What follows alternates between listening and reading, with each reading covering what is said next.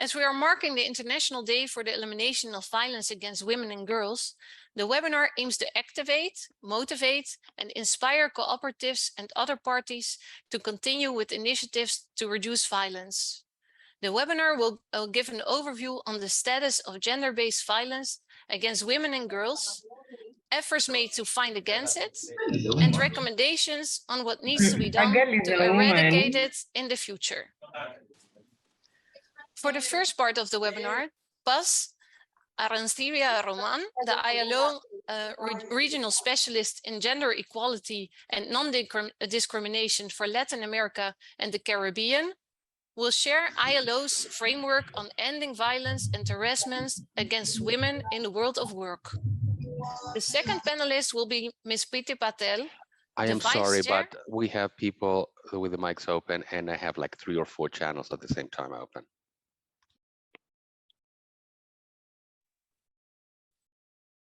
The second panelist will be Ms. Priti Patel, the Vice Chair of Gujarat Women of Credit Cooperative from India, who will share her cooperative's initiatives on eliminating violence against women.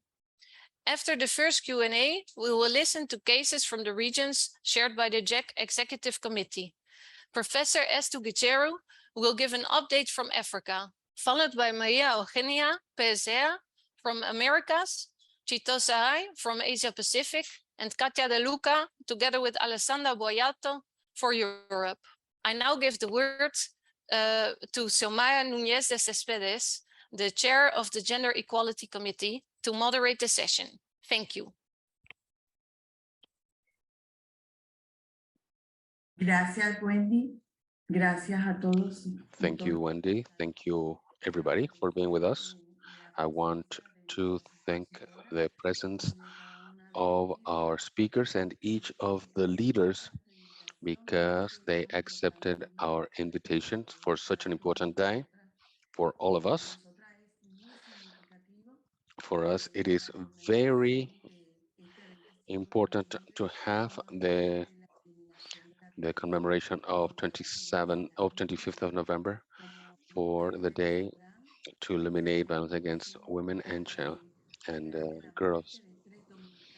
And it was because of the death of 3 Dominican girls, compatriots of mine,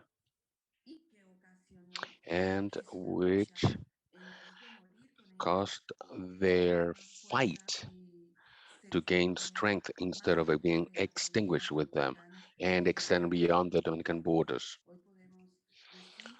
Today, we can say that Mirabal sisters are an icon of resistance against the mistreatment and dictatorship, both political and social, which we lived under Trujillo in the Dominican Republic. And most of all, we thank each of the women that have made that fight their own.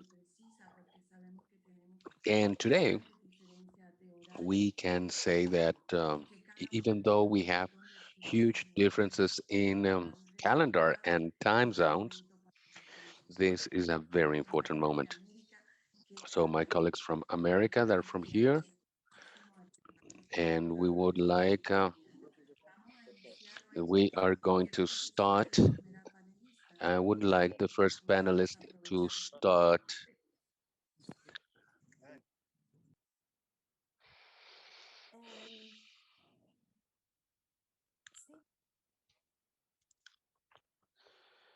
So we can start.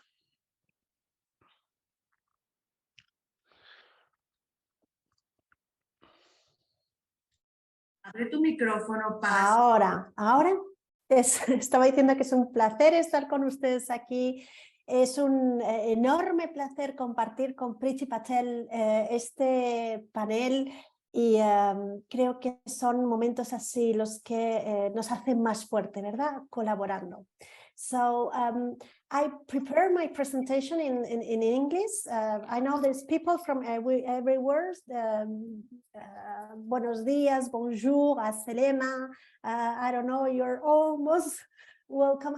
I'm going to try to be short and to give you just a little brief summary of what it is, the framework of the ILO in terms of ending violence and harassment in the framework of the world of work, which is the mission of the ILO. Next one, please. So violence and harassment, it's a widespread phenomenon in all countries, and it affects everyone. Although some of groups are certainly, and certain occupations are also more vulnerable to suffer this kind of risk. We already know that crises, including COVID-19 pandemic and also other crises like climate change, exacerbates vulnerability, including the risk and prone to violence and harassment.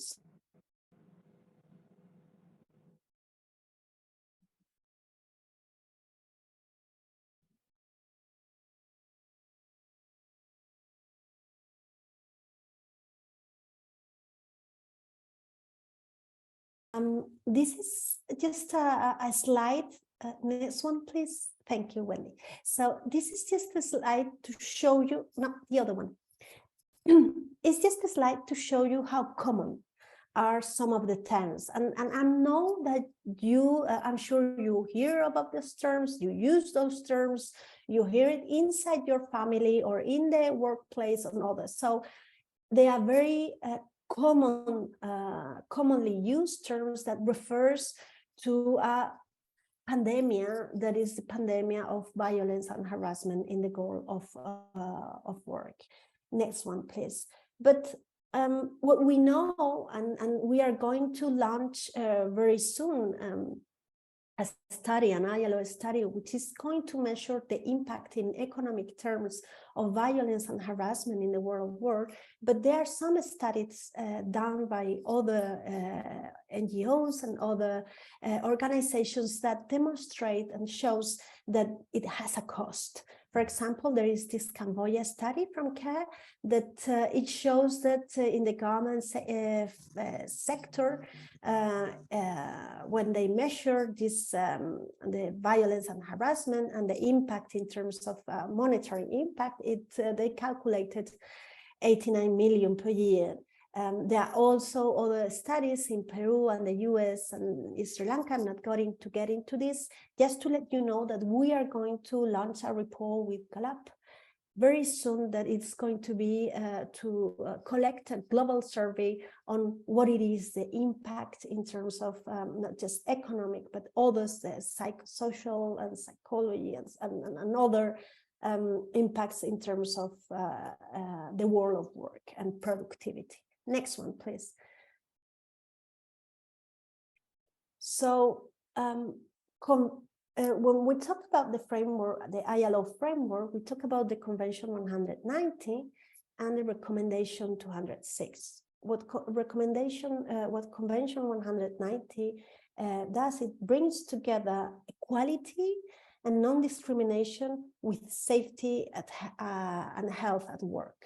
And it put it in just one instrument and place human dignity and respect at its core. The convention recognizes that violence and harassment can constitute a human right violation or abuse, and provides for the first time a single composite concept of violence and harassment, including gender-based violence. As such, you have the definition there in the slide, and it says that violence and harassment as a range of unacceptable behaviors and practices, threats, whether a single occurrence or repeated, that aim, result in, or are likely to result in physical, psychological, sexual, or economic harm. And for the first time gives also the definition of gender-based violence and harassment, which takes into account violence and harassment directed at a person because of their sex or gender, or affecting person of a particular sex or gender disproportionately, and include sexual harassment. In national laws, it can be separate or it can be together. It depends on the country. The important thing is at the international level, this convention gives for the first time recognize the right of everyone to a world of work free from violence and harassment, including gender-based violence and harassment. Next one, please. So we are used to think that violence and harassment is a phenomenon that is just taking an approach that is a vertical approach, but it can also be horizontal. It can also occur between co-workers, and also it can take into account third-party violence, meaning violence and harassment perpetrated by client, customers, and patients. We are going to see how it is recognized in the convention in the next slide. So, as I say, core principles of Convention 190 are respect and the right of everyone for a world of work free of violence. It adopts an inclusive, integrate, and gender-responsive approach, and I'm going to explain it later. It recognizes, because of course, the constituents and its specificities on tripartism and social dialogue, it recognizes the complementary roles and functions of governments, employers, and workers, and promotes and realizes fundamental rights at work, and ensure the right to equality and non-discrimination, which is also related to our Convention 111 at work. Next one, please. Who it is, next one, who it is protected in Convention 190. The convention builds on the understanding that no one should be subject to violence and harassment in the world of work. And in that sense, it covers not just employees, but also interns, apprentices, persons exercising authority of employers, and it goes volunteers, job seekers. It goes broadly into what it is defined as the world of work. Next one, please. This new vision of the work, which is not just in a specific physical place of work, but it takes into account a broad sense of the world of work. It can also be now seen in examples in, for example, Canada or Japan, because recent labor law seems to be moving in this direction and to extend protection against violence and harassment in the world of work to a variety of individuals, regardless of their contract status, which is very important. Next one, please. And where and when are they protected as well? Convention and the recommendation also responds to the reality that acts of violence and harassment do not necessarily have to occur exclusively in the traditional physical workplace, as I said before, to be understood as prohibited work-related behaviors. And so the scope includes, but goes beyond physical and time boundaries of the traditional workplace. So it tried to capture the changing nature of work, including new types and different modalities of work. Next one, please. And this is important because it also takes into account, and I'm giving to you some examples here, the new modalities of exercising this violence and harassment. And the most well known now, unfortunately, is the online, for example, violence and harassment that is exercised in the world of work. And we also have to take into consideration these aspects, this kind of works, in order to prevent from this to occur. Next one, please. So, as I said, the Convention 119 is inclusive, integrated, and gender responsive. And it's because it is inclusive, because it takes into account,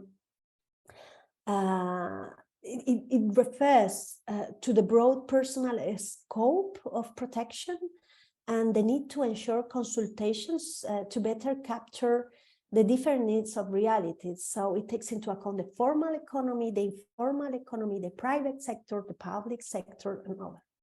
It is integrated because it refers to the need to address the phenomenon in all the variety and in the labor and employment, which takes into account OSH, which is health, occupational safety and health at work, but it also takes into account labor employment, labor migration policies, other collective agreements and other kind of policies that are in the world of work. It is gender responsive because it calls for the need to tackle the root causes of gender-based violence and harassment, including, it takes into account, and this is very important, domestic violence and reducing its harmful effects in the world of work. So that is why this convention is very innovative, it's very complex, but once countries ratify, it has to take into account all these aspects. And how are they doing so? Next one, please. So the pillars are three. It has to take into account the integrated approach, which is the pillar of prevention and protection before it occurs. It has to, once it occurs, have to take enforcement and remedies for the victims and the perpetrator, of course. And it also have to take into account the necessity to reinforce the capacity of the employers, the unions, and also the governments in order to prevent and to take the whole framework of the convention into practice.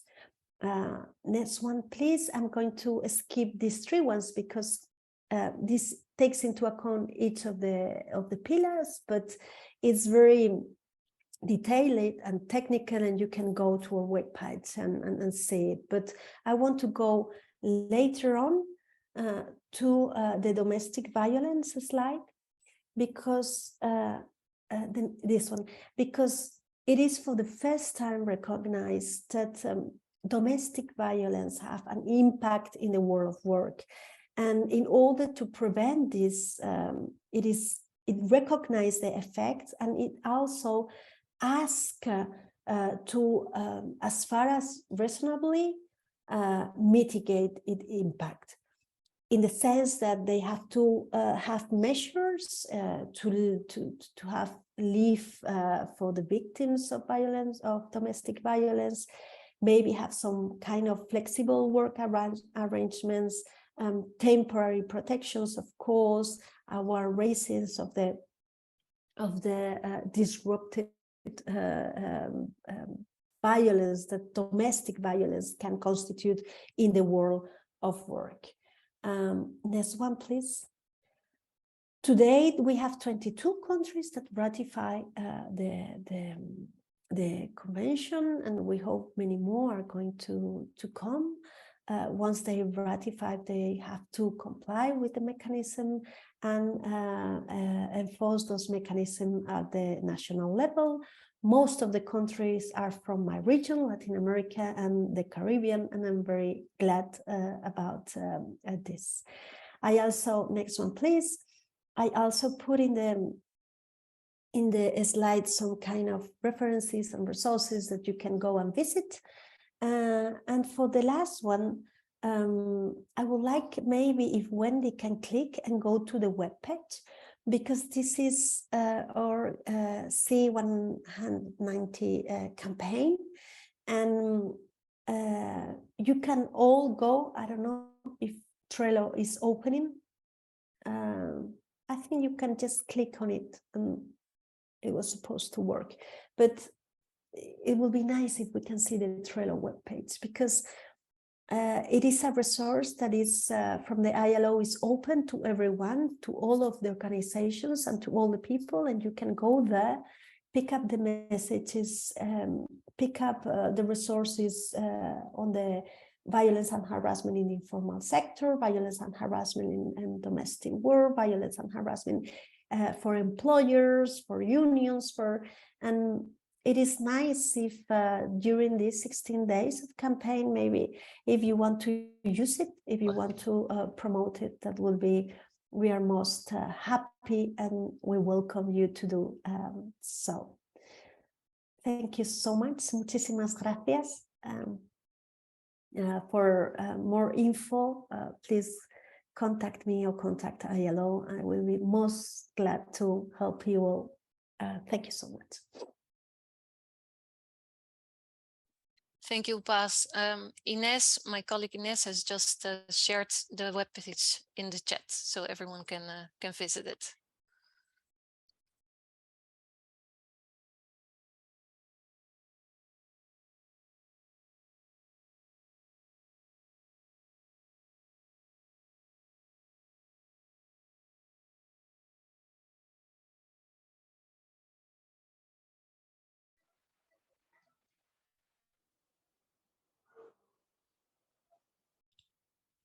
Ms. Patel, you have the floor.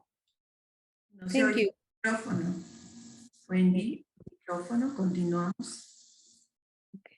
Good morning, good afternoon, Yes. good evening, and namaste from India. My presentation is on cooperatives' action to stop violence on women and girls. I believe fundamental requirement of women is security. Only in a peaceful and secure environment can we truly contribute towards ourselves, our family, our communities, our nation, and to the world. Next slide, please. I would like to, next slide.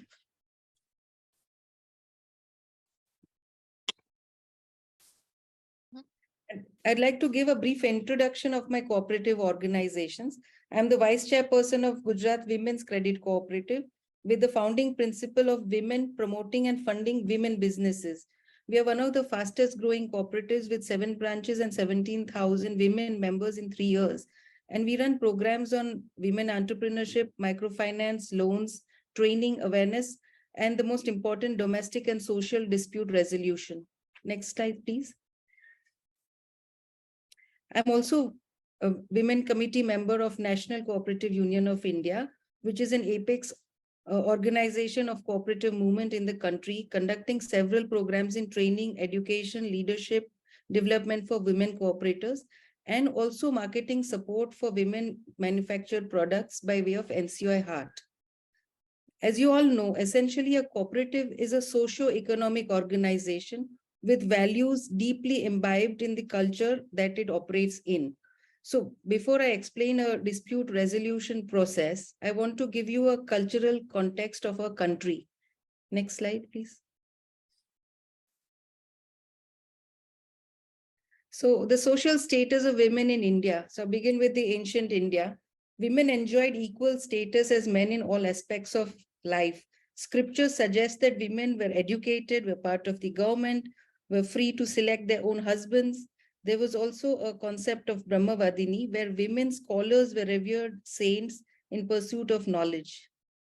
Next slide.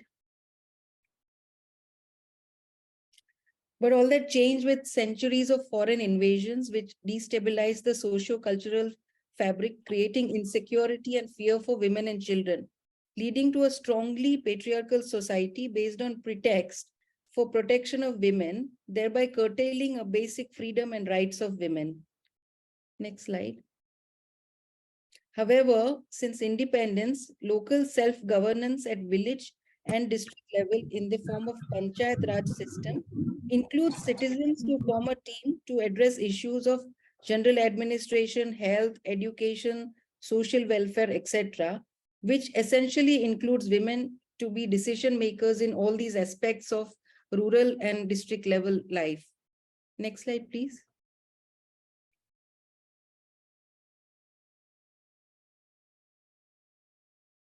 Next slide.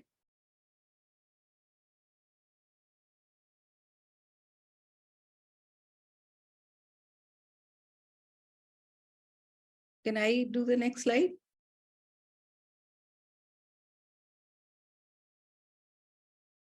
Yeah. Sorry, it's my connection.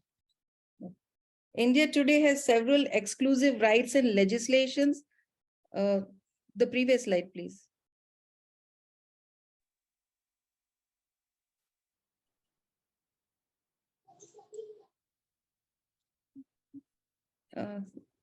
Yes. So today we have exclusive rights and legislations available exclusively for women. Some of the examples that, I mean, I've listed down a lot, many of them, but right to equal pay, domestic violence.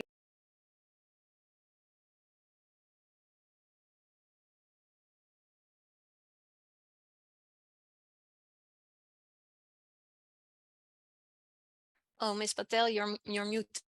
We don't hear you. Sorry. Can you hear me now? Yes, ma'am. Okay. So as I said, that there are exclusive rights and legislations available to women in India today. For example, right to equal pay against domestic violence, to dignity and decency against female feticide, even share in property. But somehow the violence against women and girls persists. Next slide, please.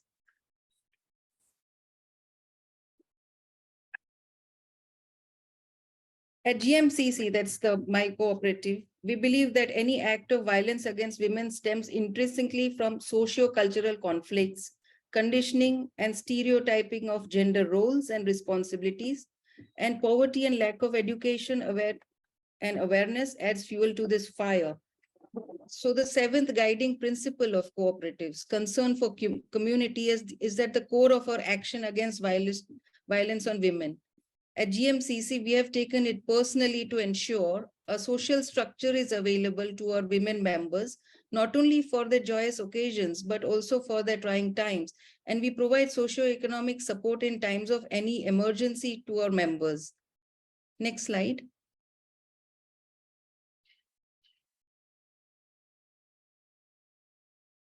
So for cases of domestic violence and social disputes, we have organized a dispute resolution cell. We call it the Samadhan Punch at GMCC. And Samadhan Punch actually literally means resolution by a team of 5 members. The main objective is to resolve issues of domestic violence and social disputes before they are taken up by the law and order system or the judicial system. Both of these are usually easily accessible by men. They are time consuming, they're costly, and mostly beyond the skill and financial capacity of our women members.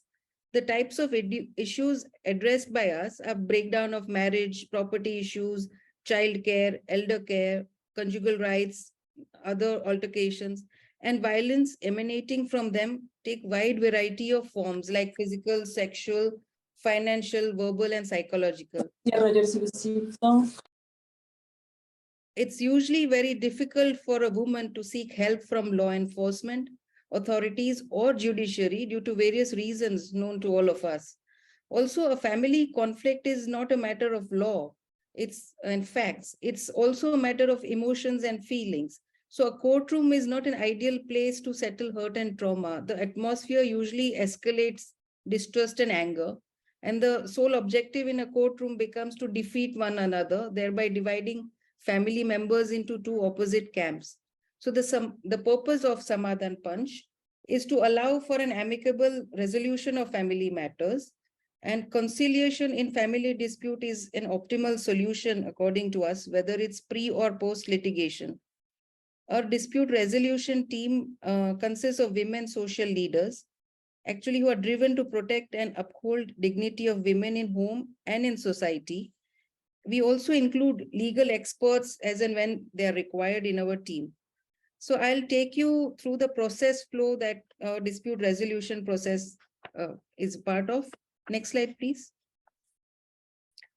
So as you can see, it normally starts with filling of a form. So somebody who is aggrieved comes and fills the forms with us. The sample form is displayed on the slide. This is especially done to ensure that we are not taking a suo moto action and meddling into other people's affairs. So our dispute resolution team ideally meet every Tuesday and Wednesday afternoons. This is on voluntary basis. And we hear the complainant and then reach to the other party. We meet the other party and also understand their side of story. Next slide, please.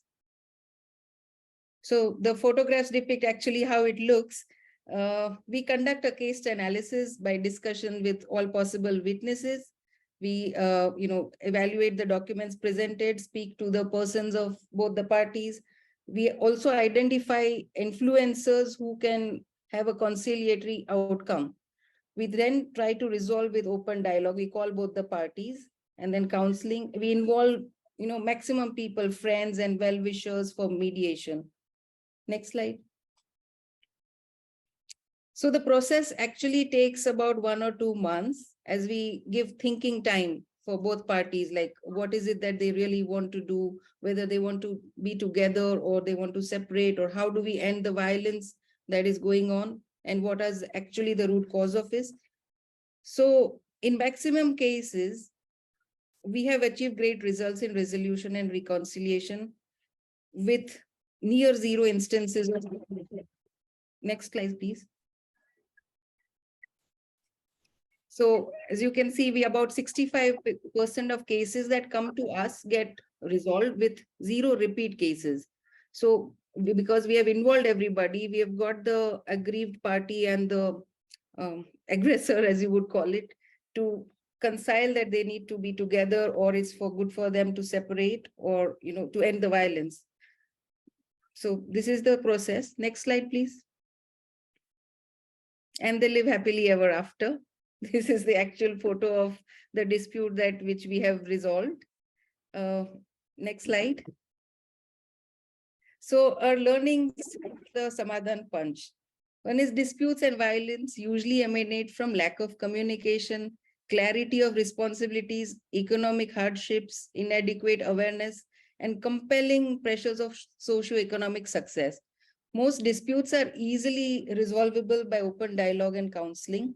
And we believe, and it's our experience, that local social leaders play a very important role, as they are role models and influencers of the behavior. There is great time and cost savings for disputed parties. Unburdening the law and order and judicial system, which is normally in countries like ours, is very burdened with several cases. We try to ensure that the family unit is maintained and the social order is not disturbed. After all, happy home is a prosperous home. For the women cooperatives, we always recommend that there should be some form of a dispute resolution cell, which is run by capable members on voluntary basis. So for cooperatives, this will, of course, achieve decrease in cases of violence. It will increase the economic output of its members, provide enhanced networking required for a cooperative, and the management can ascertain the pulse of cooperative for future direction and business growth. Next slide. So I believe alone we can do so little, but together we can do so much more in cooperatives. There's one more point that I would like to say, that World Health Organization has says that 1 in 3 women face gender-based violence globally. But it is us that we need to break the silence that surrounds it, and also the approval of violence at home needs to be stopped. Thank you.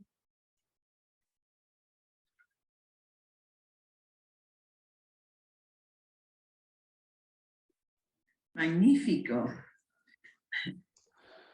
Great. Okay. Very, very nice. Thank you, really. And we are going to see whether we have any questions in the chat to see whether you want to ask a question to our speakers.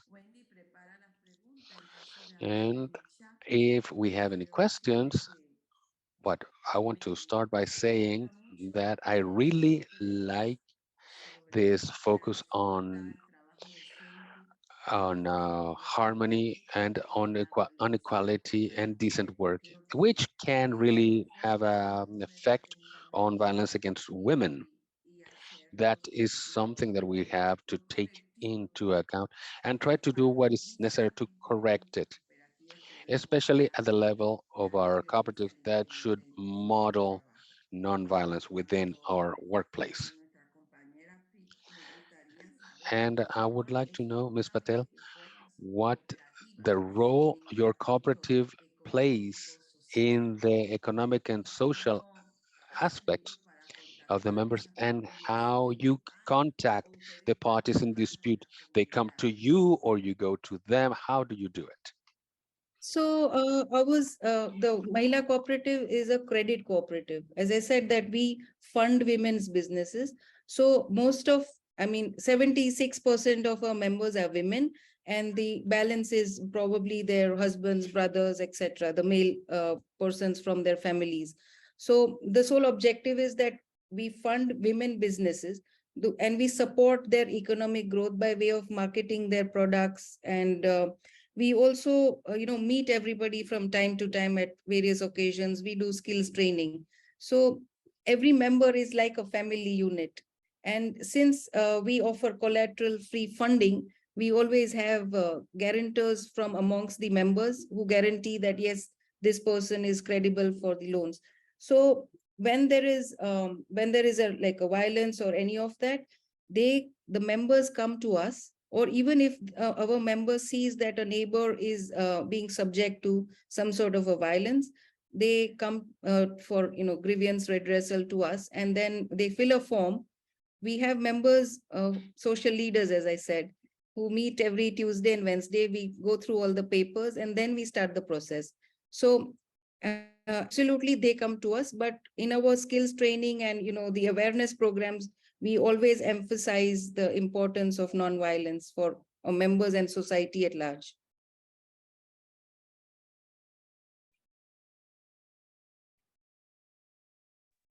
Gracias, me parece que debemos en la... Thank you. I think the measure of possibility, we should try to replicate that model in many cooperatives, especially rural cooperatives. Paz, you have the floor. Muchas gracias, Xiomara, por tu... Thank you, Xiomara, for your question. What's important is to know that violence and harassment against all persons is a scourge. We have to fight this scourge when it rears its ugly head in all aspects of social life. But in the workplace is of particular importance.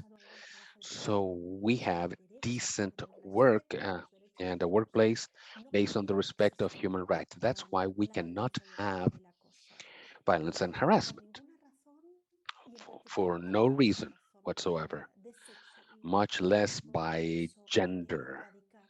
That's why we have to eradicate violence and harassment. And I think she's broken up, and especially when gender bias. Thank you, Paz. We have Convention 190, and you're breaking up, Paz. Yeah, Paz, you're breaking up, unfortunately. Yeah.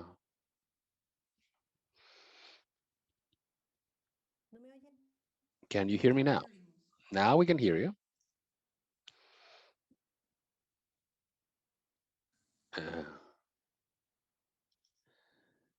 And now she's frozen again.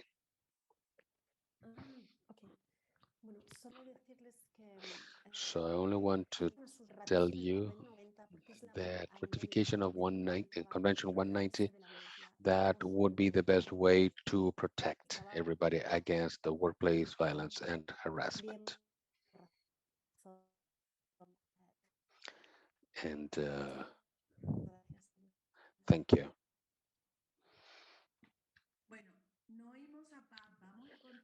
So we will continue the next part of the program. We're a bit late, so and we need to make the best use of our time. Second part goes with Esther from Africa. She's going to give us the measures being implemented in her region. Esther, you have the floor.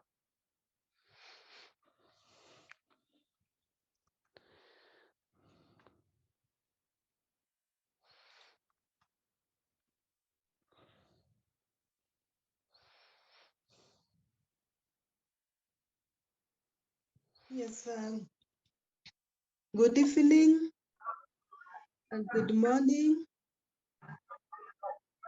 afternoon to everyone, wherever you are. Yeah, so I'm going to present a case of Africa, just to give some examples of how cooperatives deal with violence against women and girls. Yeah, so I'll just be giving a few examples of what has been done in Africa.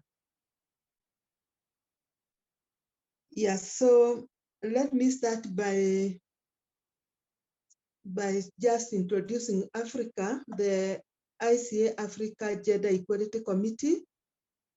This is housed by the ICA Africa, and the Gender Equality Committee. The mission is to ensure that gender equality, that's the mission for the ICA, gender equity is systematically considered in all cooperative policies and programs, the working environment and also work practices, as well as monitoring and evaluation systems. And then this helps to establish the requisite structures and processes and timeframes for achieving this. So next slide.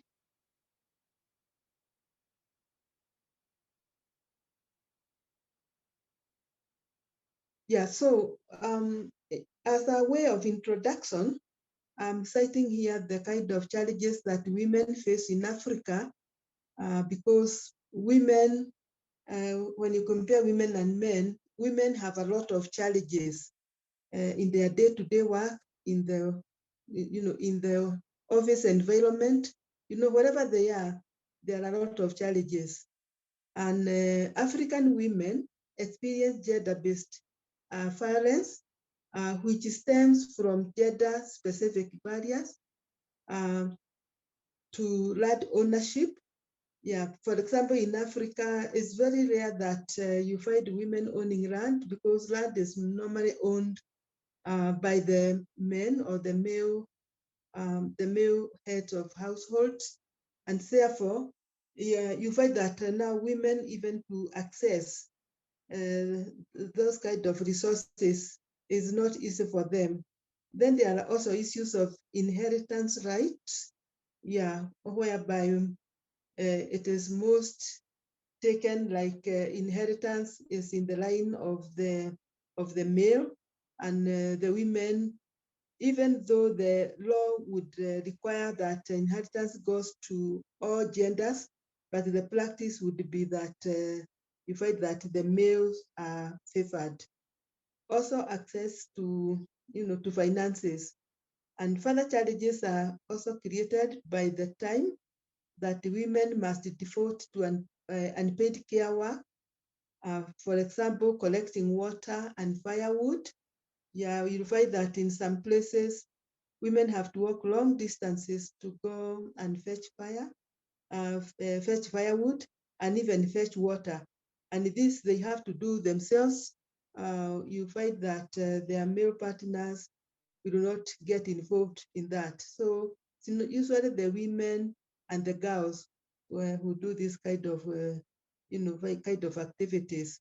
And these factors, they limit women's productivity in business and even expanding to formal engagement. Yeah, because they are just rotating around this unpaid care work. Yeah.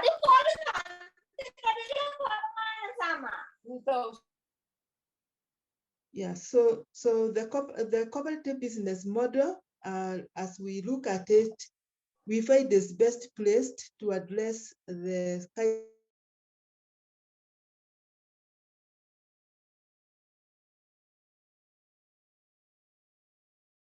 principle-based enterprises that put people rather than profit at the center of their business. Yeah, and because the fact that cooperatives really think more about the people, then the idea of reaching out to the women through cooperatives has worked. And we have, it has been tried as also in some of the cases. Next slide. Yeah, so we look at a few activities and that cooperatives have done. And this, for example, looking at the African Union report, we have the case for the Women of Liberia Peace Network, which has helped 45 vulnerable and 65 war-affected female residents from the Maim Salala district of Liberia to form an agricultural cooperative, thereby increasing their earning capacity. At least when the women come together, they are able to do some economic activities and help themselves. The success of the project is largely attributed to the fact that the beneficiaries and project coordinators work in unison with the Cooperative Development Agency of Liberia to ensure that the Maim Women Agriculture Cooperative met all the requirements for government accreditation. And through that, then women were able to work together. And as much as they were in these difficult situations, they found themselves being more productive. There is also another case in Angola through a project initiated by SOS SIDIA, and this is aimed at to facilitate the economic empowerment of rural women from the Zaire province. They focused on creating an enabling environment for women to carry out agricultural activities. And this was through organizing the 103 beneficiaries into a largely recognized agricultural cooperative. And this cooperative, which was named the Kuzi Agricultural and Livestock Production Cooperative, was of much use to these beneficiaries. Then another case that we can cite is in Mozambique, the project by name CARA, that is the Institute of Research, Advocacy and Citizenship. This one contributed towards the economic empowerment of 2,197 rural women, and this was by organizing them into 83 associations. And these cooperatives have played a very important role in assisting the women to find suitable markets, particularly for surplus produce. So these kind of projects are the ones which are assisting women who would otherwise find themselves incapacitated and not able to contribute, productively to their own livelihoods. Next slide, please. Yeah, so those are a few cases that we have given. And this, if they are replicated in other areas, so we know they are going to help women to come out of the difficult situation that they find themselves in. So in conclusion, we are seeing that the cooperative movement is the best place to address these inequalities, and this is due to its values of self-help, equality and equity, economic growth through cooperation, and also democratic principles.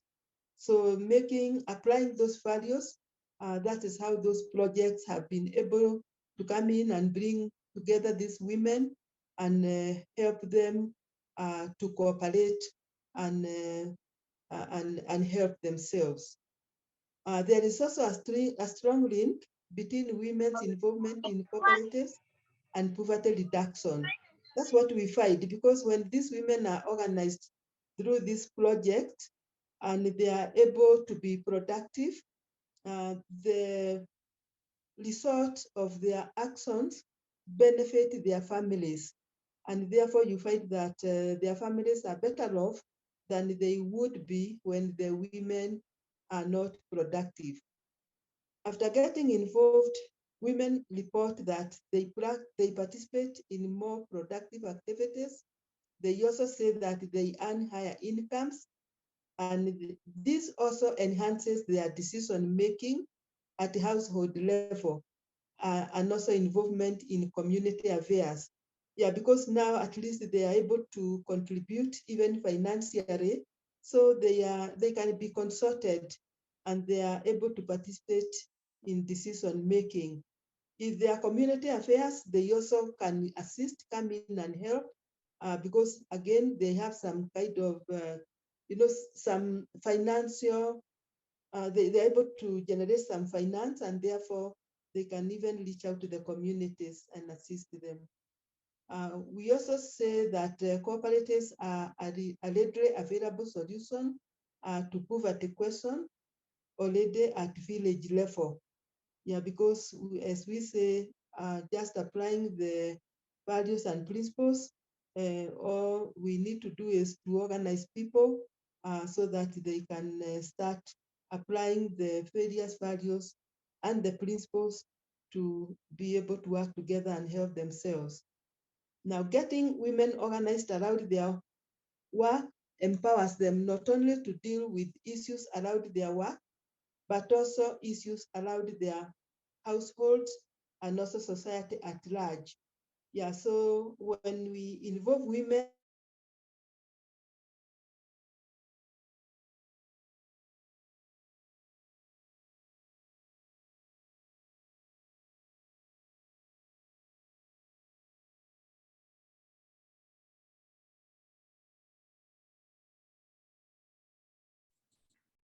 Sí, te oímos.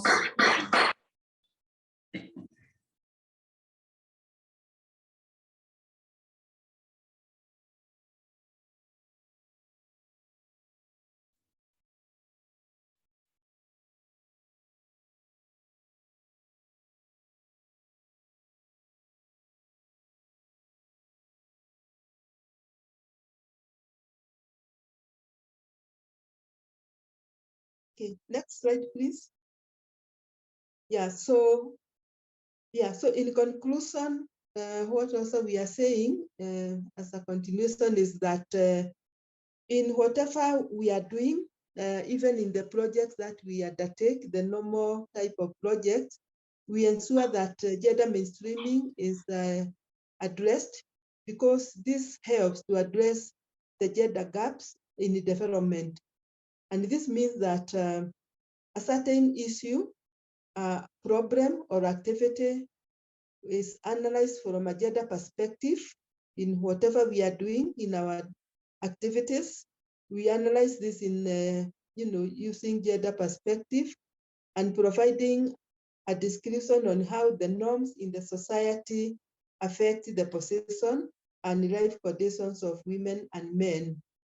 It also entails that we visualize the different experiences and strategic and practical needs women and men have. Yeah, because when we do it that way, then definitely we are going to identify the gaps where women are disadvantaged. We are going to identify, and then we see how we can address and assist these women. Now, all cooperative work should be based on a gender perspective, including the planning, implementation, monitoring, and evaluation, and monitoring and evaluation of our work, as well as lessons learned from the result. So the first step is to identify the gender situation as it is, and then develop appropriate actions addressing identified gaps, so that even where women are vulnerable, where women may be suffering, then we are able to analyze the situations, find out the gaps, and then we are able to address them through cooperatives. So we find that cooperatives are a good means to help when women are disadvantaged, they are vulnerable. Yes, and like we said, they are vulnerable.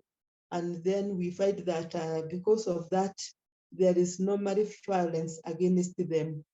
I think we have not here articulated the type of violence that women face, but there are many, especially during the COVID period. We found a lot of our women suffering, a lot of our girls suffering, and through cooperatives, then we can bring them together and be able to address their needs.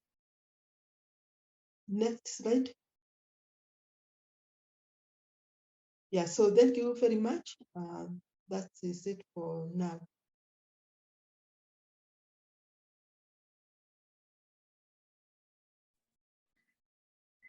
Gracias, Esther. Me quedo con la reflexión. Thank you, Esther. I have the reflection that when cooperatives help strengthen the economy of women, they are empowered and they can find better situation within their family and community. Cooperatives have a very important role to play, and when women improve, their families and communities also improve. Thank you for such a lovely um, example of cooperation. So we have a little time, so let's try to keep the time so we can basically hear everybody. And because I know that many people want to participate, and I want to give us the opportunity to as many as possible. So let's continue with Maria Eugenia Perecea, who's our vice president, and she is going to talk about America. And we're going to be together. So Maria Eugenia, you have the floor. We're going to see what we're doing in the Americas. It has been a lot of work for all of us, and we are going to hear from her what we're doing and what progress we're doing. Well, thank you very much for this important aspect for America. It is very important to have knowledge about this experience and to have this little dialogue of what we're doing in Latin America. The cooperatives, we have been working in education and training for all our members and what no, the rights of women mean, and as well as acts of violence, both explicit and implicit, what they entail, how they can be identified and can be rejected or avoided, eh, especially regarding mistreatment against women, especially. In cooperatives, we are, somebody, I think that she's missed.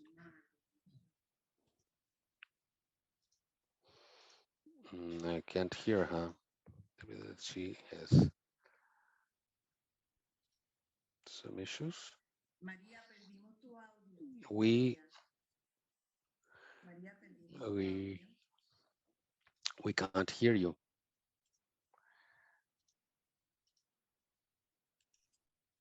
Maria Eugenia, can you please switch off your camera? Maybe it helps for the connection. Thanks. Sueño.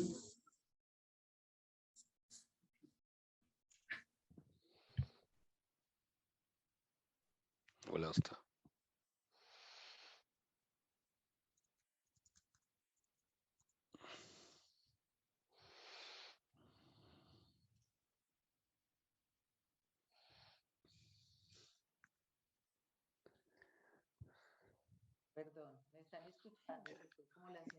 Okay. Okay. Can you hear me? No. Yeah, we have the microphone connection again. So sorry, but internet, So we give, for example, psychological support And we also define, yeah, we can hear you. Can you hear me? Yes. Can you hear me? Because I can hear you.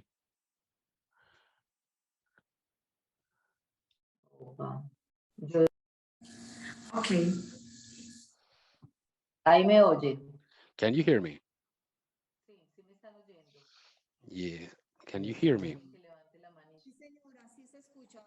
Yeah, we can hear you.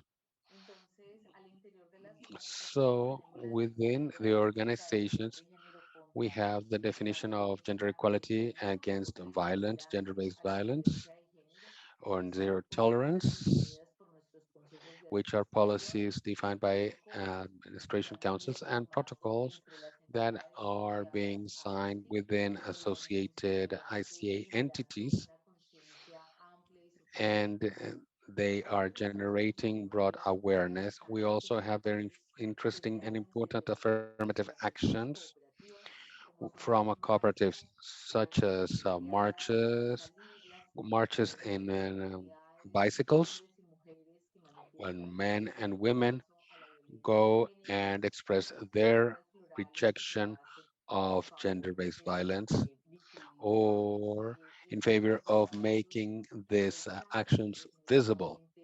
Of course, rejecting what violence is. Other actions that are very important is provide support and interaction with public authorities,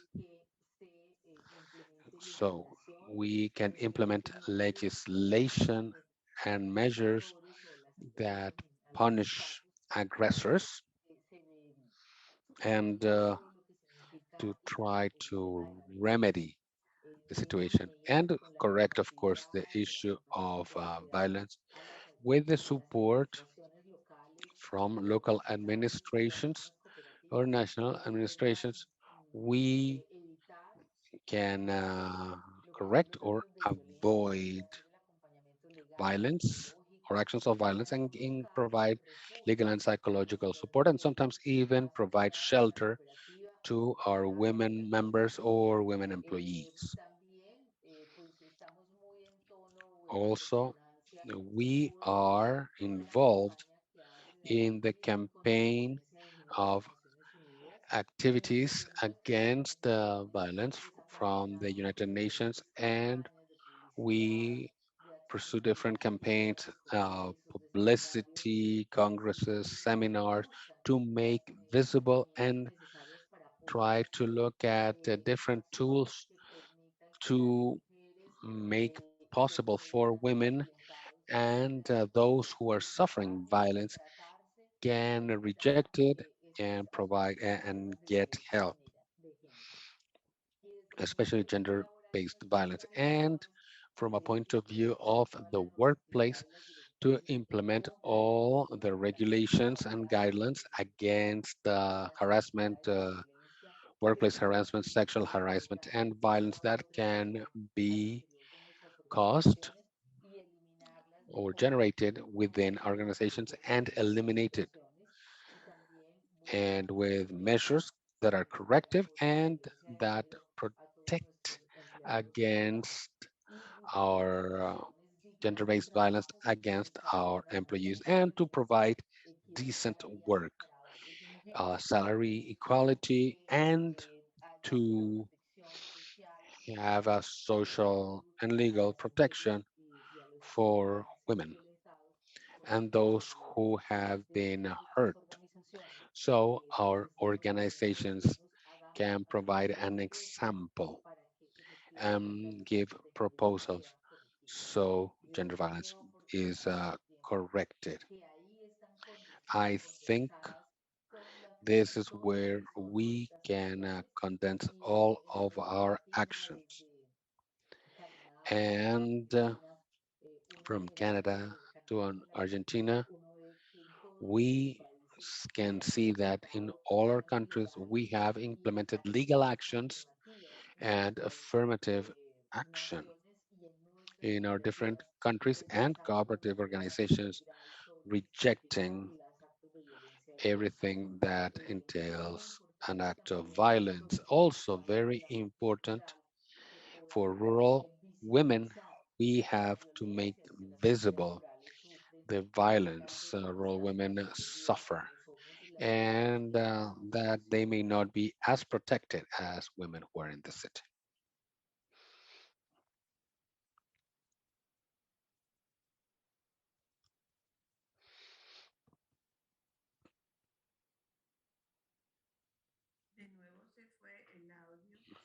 Again, we lost audio, unfortunately.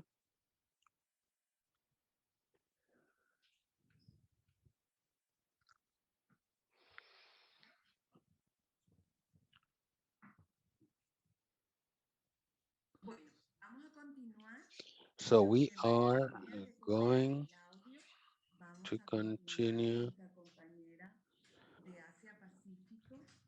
with our colleague from Asia Pacific, Chito Zeray.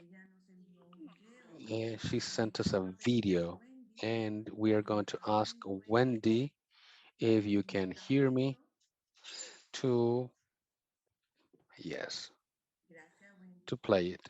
Okay.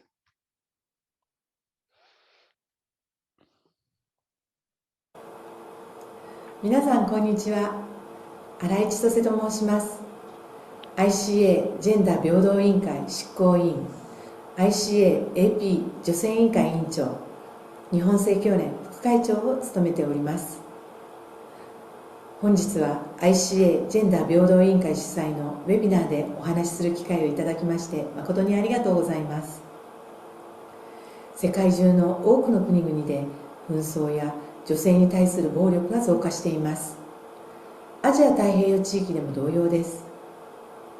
ICA AP 女性委員会は2021年11月になぜ女性にとって協同組合のアイデンティティが重要なのかというテーマで第11回アジア太平洋地域女性フォーラムを開催いたしました。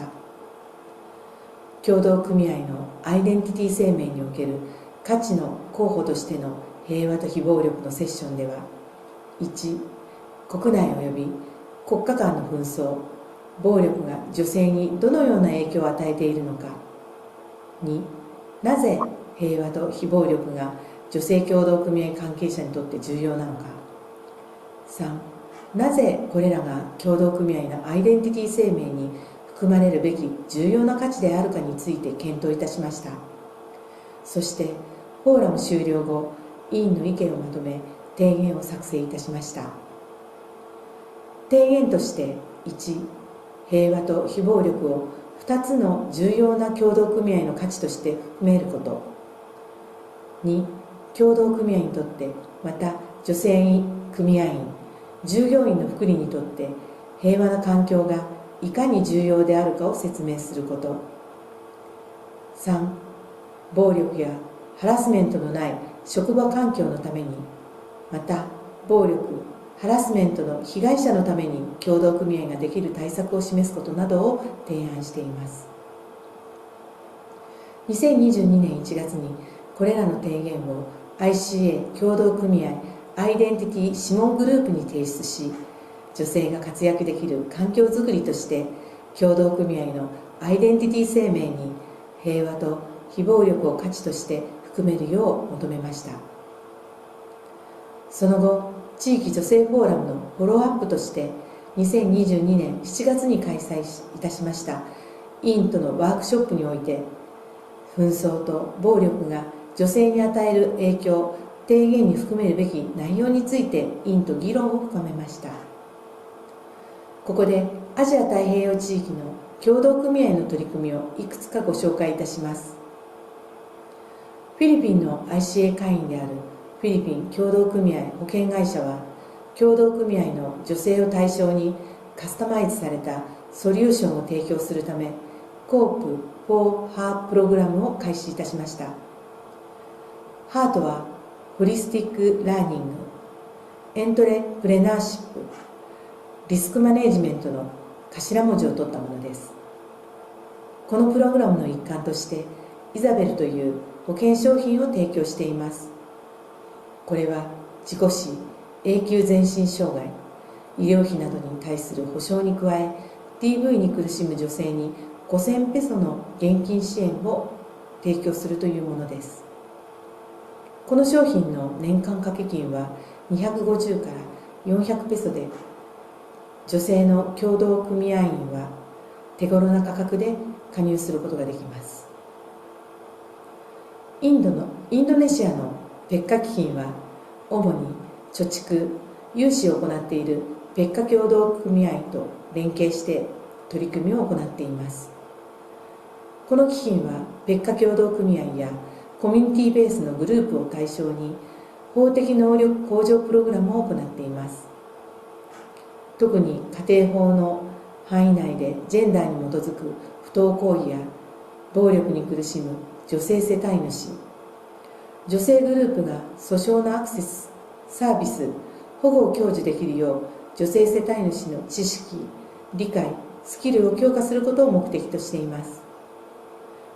このプログラムはコミュニティでの法に対する理解促進、コミュニティパラリーガルの育成、法的支援サービスへのアクセスの展開などを通じて実施されています。私が所属する日本最大生協コープ未来では、東日本大震災と原発事故からの福島の復興の取り組みを応援する募金を取り組み、その募金の一部を福島100年基金に寄付しています。この基金では、コロナ禍で困難に直面している女性、例えば家庭内暴力の被害を受ける女性などへの支援活動を行う団体に助成し、女性が置かれている状況の改善をサポートしています。アジア太平洋地域はそれぞれの国にさまざまな事情がありますが、すべての女性と少女の命と暮らしと尊厳が保障されるよう、ICA AP 女性委員会はさまざまなアクターと協力しながら取り組みを進めていきたいと思います。ジェンダーに基づく暴力は世界のあらゆる場所で起こっていますが、気づかれない側面もあります。本日のウェビナーがジェンダーに基づく暴力の撤廃に向けて、協同組合関係者が多くのことを学び、共同の取り組みを考える機会となることを願っております。ご清聴ありがとうございました。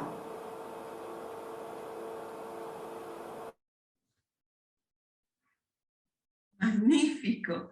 Yo creo que ese mensaje nos toca a todos. Great. I think that there's a message that is really for all of us, that summarizes the role that cooperatives must play as entities of social economy, that there are cooperatives that are involved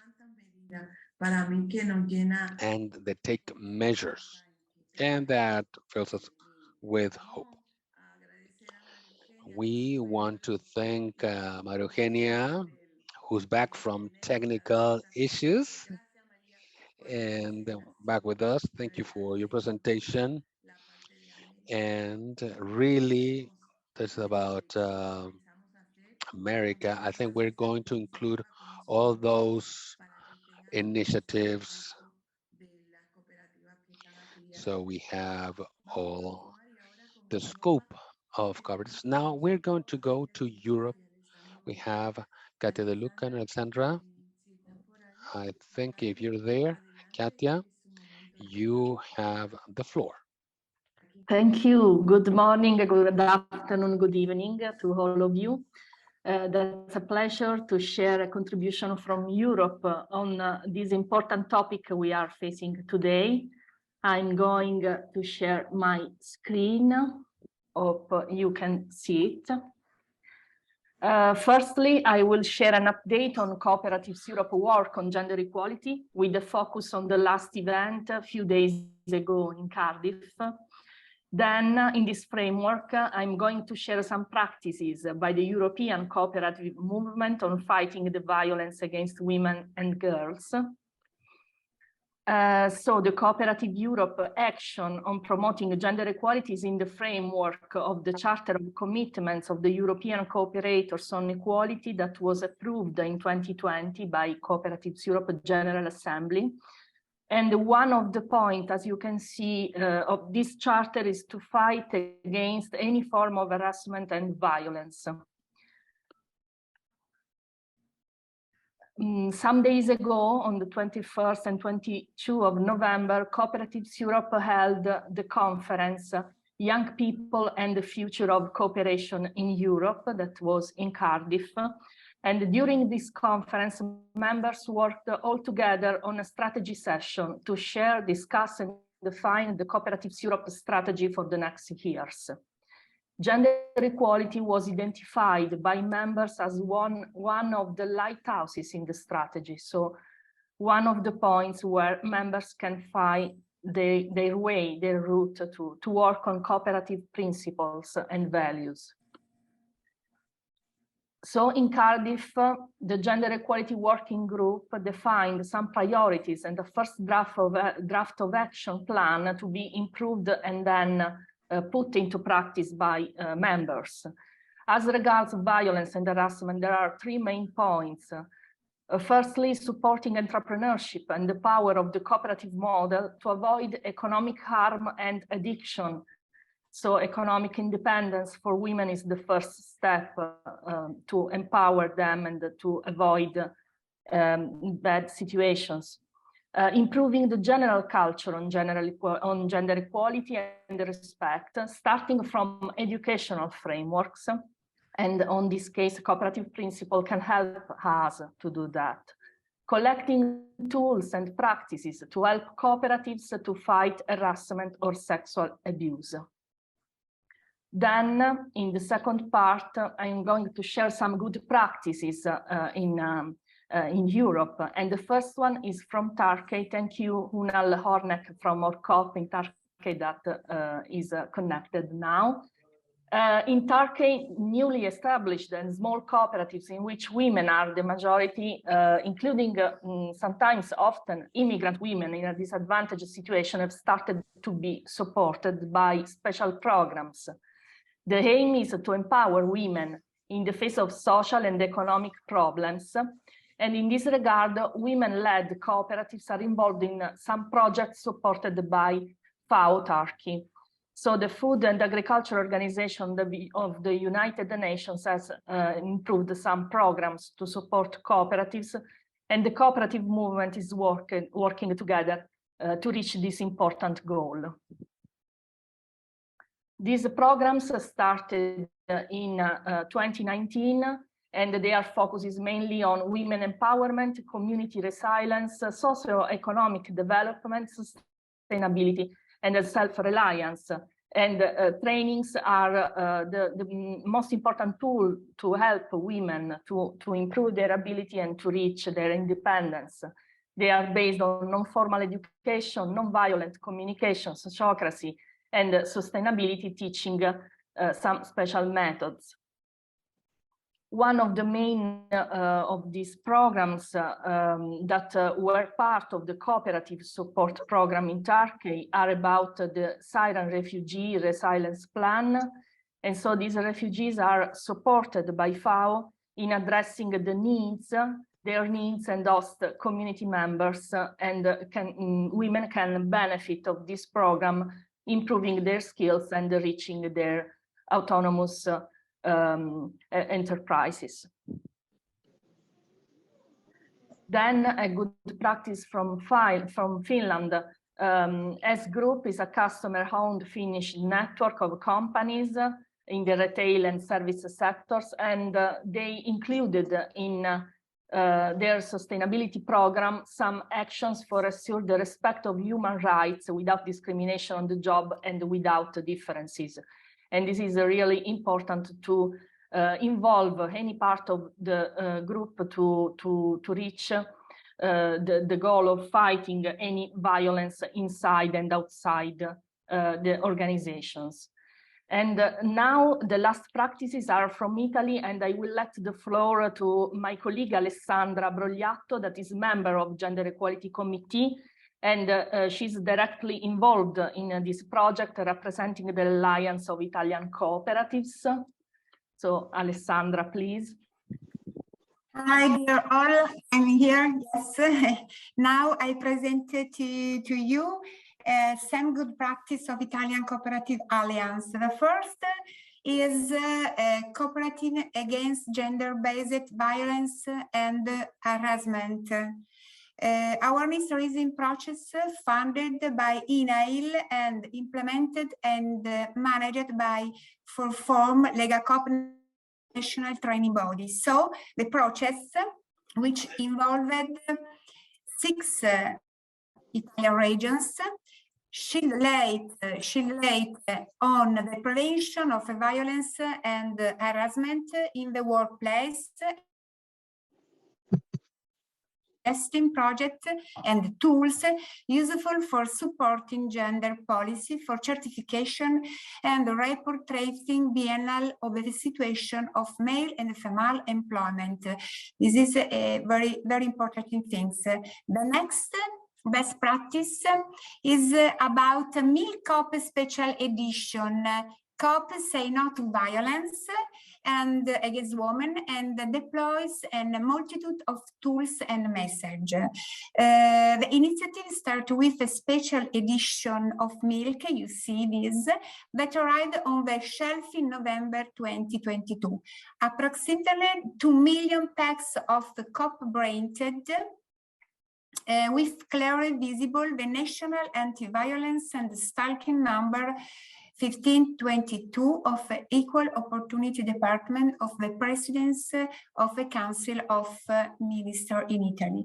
A number accessible free of charge for telephone, for chat, from a website or from the application, from the international territory, 24 hours a day, every day of the year, and several languages with violence.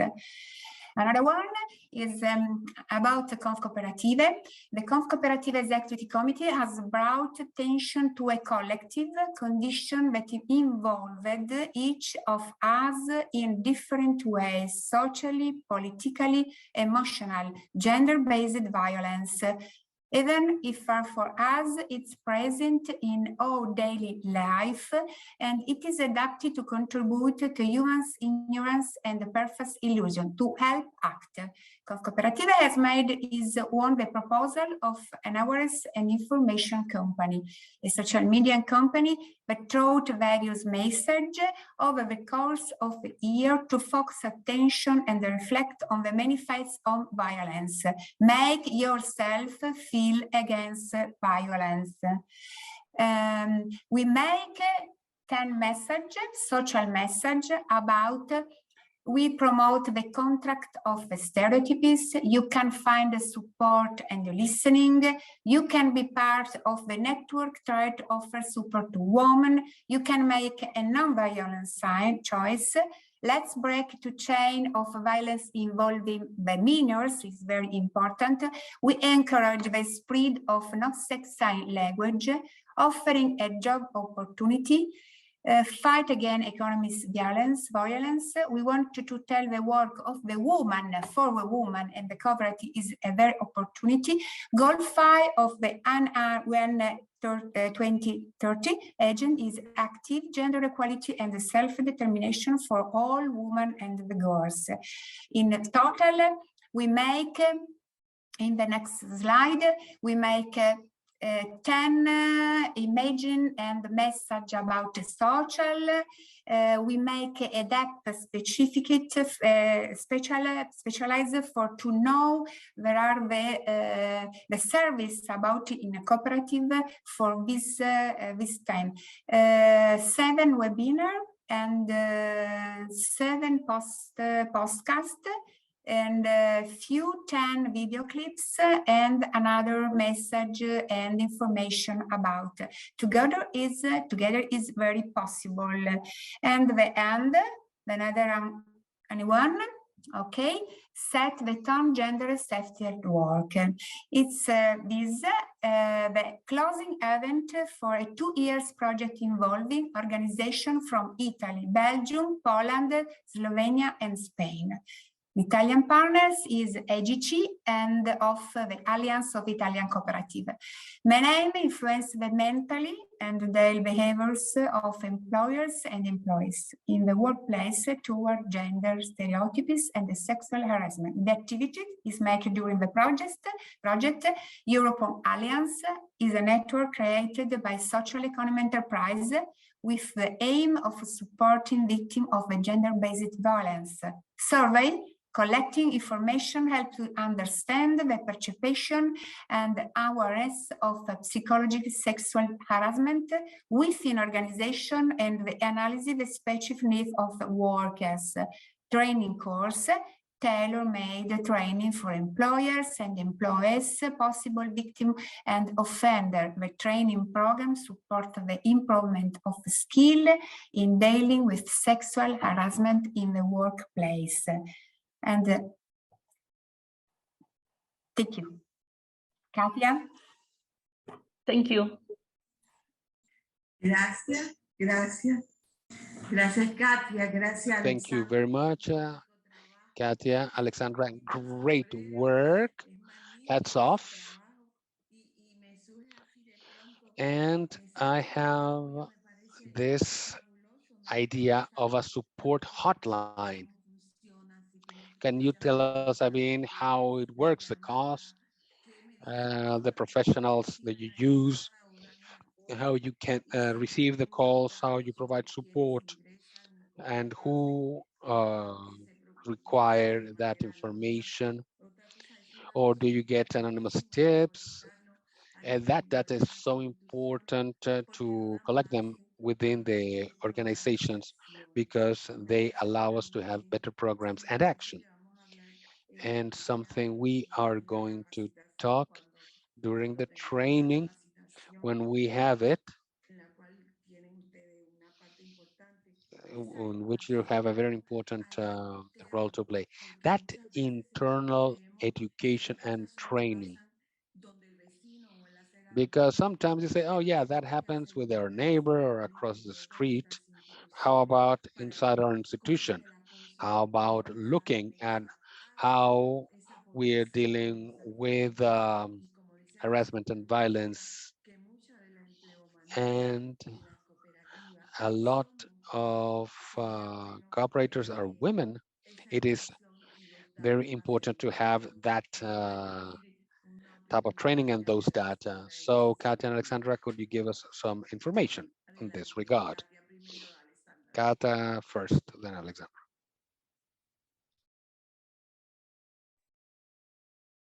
Yes, we think that training and knowledge is really important to change mind in our workplaces and mostly in our cooperatives also because of our cooperative principles that of course are for everyone, but sometimes women needs to be supported more in this situation. So training activities mainly can be used to change minds in the workplace and to avoid that, to let people be more aware of what are consequences and what are the tools that they can use to prevent. And for this, in Europe, all over Europe, and also in the Italian experiences, we use sometimes some programs that are mainly supported by local governments or some institutes that is dedicated to fight violence in general or problems in the workplace. So the important is for us to find sometimes some chances and opportunities to fund and to get also some technical support together with other partners mainly that allows us to value all the skills and competencies that we can find in our networks and to use that to improve women's situation, to prevent some obstacles that can reduce their opportunity to value themselves and to express themselves for the best in their local places.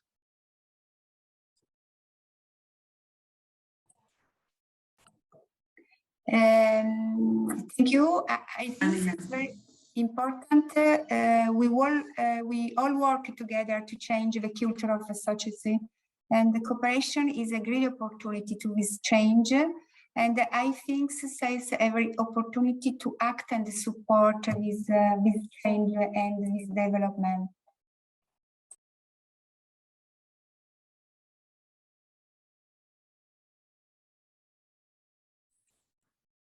Gracias, Alexandra. Me gustaría saber. Thank you, Alessandra. I would like to know with if anyone would like to take the floor. So raise your hand, and if you want, we can give you the floor. So I also see that we've received several questions. So maybe we can start from those. For example, one of the questions is, are Perfecto, Wendy, comienza en el orden en que llegaron, por favor. Yes, please start in the order in which they arrived in the chat. Thank you.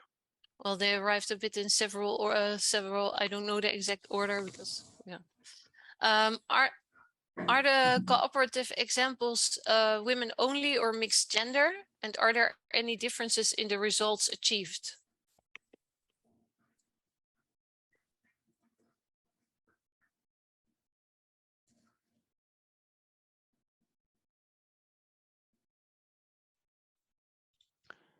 Has it been addressed to anybody in particular?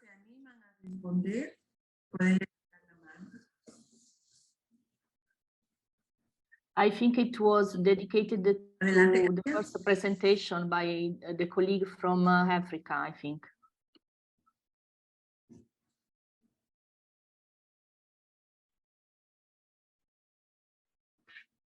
No sé si Esther estará con nosotros todavía.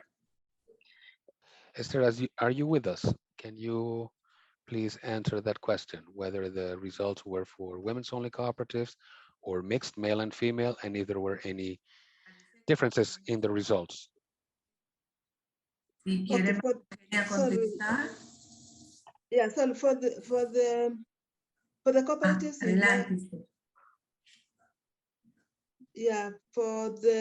cooperatives that were formed, because they were specifically to solve problems that the women were experiencing. They were mainly for the women and girls, where the girls were involved.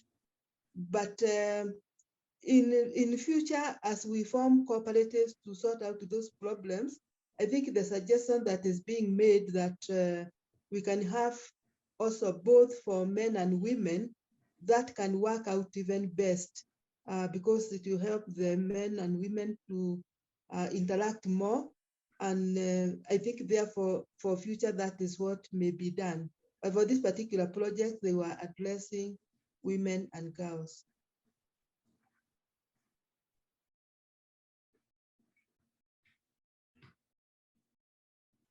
Gracias, Esther. ¿Alguna otra opinión de nuestra Thank you, Esther. Anybody else would like to opine? We have different questions. One asks about results obtained, support, and it appears that the support hotline also is available in other contents, and what the cooperative movement can do to promote the participation of women on equal footing and with equal rights as establishing principles and values. So if anybody would like to comment, please raise your hands and we can give you the floor.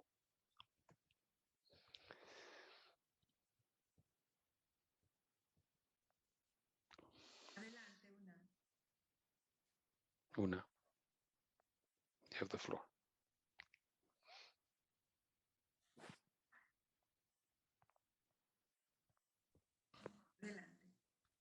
Can I talk?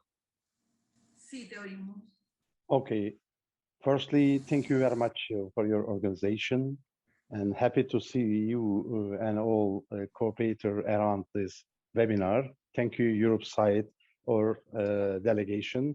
And I must say that it's firstly is, you know, that the cooperative movement all over the world, we support women-led cooperatives because it's very important for cooperative movement And mostly in Europe, maybe women-led cooperatives is very strong and very active, but some part of in Europe, also in Turkey, we need to support some women and immigrants, usually women.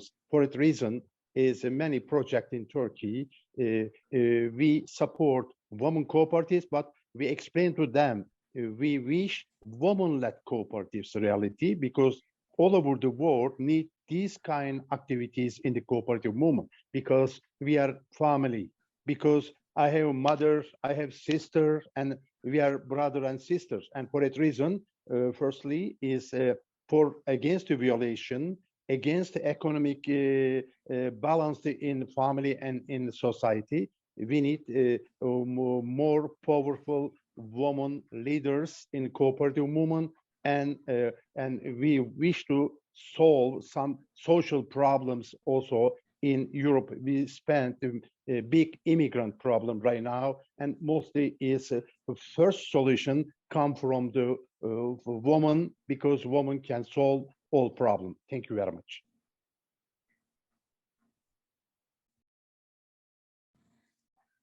Gracias, Oña, por tu participación. Agradecemos por tu presencia en Thank you for your participation. Okay. If anybody else would like to make a comment, we have Carmen from Puerto Rico.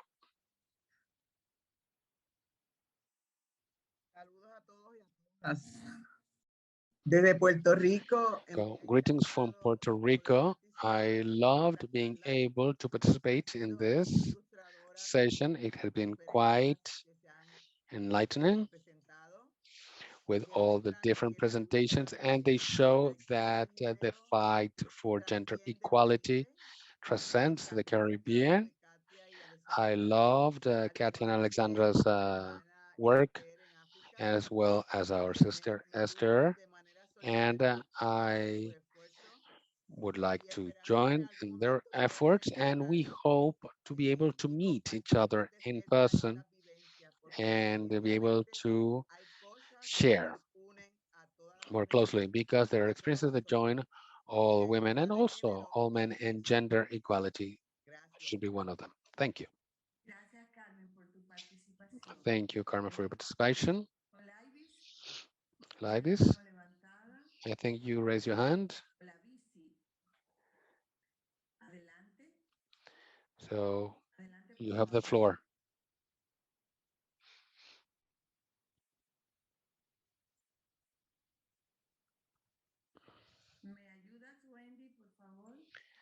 Wendy, can you help me?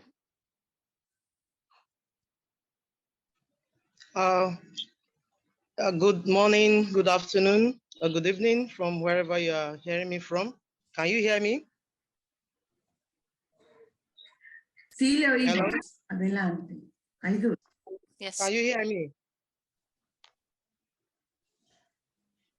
Hello? Yes, we can hear you. Please continue. Okay, thank you very much. I want to appreciate all the presentations from everybody. It's been a great presentation. I just want to make my contribution that for women, the men should not see the women as a rival in whatever thing we are doing. The women are there to play their role together, hand in hand with the men, to achieve results and achieve greatness. Concerning violence against girls and women, I think bringing in the principles of cooperative, not just doing this within the organizations or outside for the outside community to see it. We need to bring it down to the family level, such that everyone will see that each and every one of us have one or two roles to play to make our family better and to make the economy better. The cooperative movement also has roles to play in this. Since it's a big umbrella that brings both men and women together, by regularly putting up seminars or workshops that involves both genders, will make us know that we are in it together. and also encouraging women emancipation, encouraging women to take positions, and not that where women comes forth, they are seen as threats. I think this will also foster a healthy relationships. And also in my country here in Nigeria, which we put together seminars, we encourage women, we educate them, we train them on skills that will make them to be self-reliant and be able to support the family level. I think all these will really work together to ensure that we reduce, if not eradicate, the domestic violence that is on the high side now across the world. Thank you. Gracias por tu participación. Yo creo que es hora de cerrar. Thank you very much for your participation. Unfortunately, we're 15 minutes over time, so I think we have to close. It has been really an enriching experience, especially the experiences and the knowledge shared, and some of which can be, or all of which can be replicated. I think they deserve to be replicated, and we would like to thank the participation, especially of our speakers, for sharing their experiences with us. This is not a goodbye. We will continue working together to improve the quality of our life of all our women, their families, and also our married colleagues. I want to thank everybody for their participation, and remember, this is not just a day's endeavor to eliminate violence against women and girls. It's continuous work, tireless work until we can do away with this scourge that affects our families, communities, and countries. Thank you so much. God bless.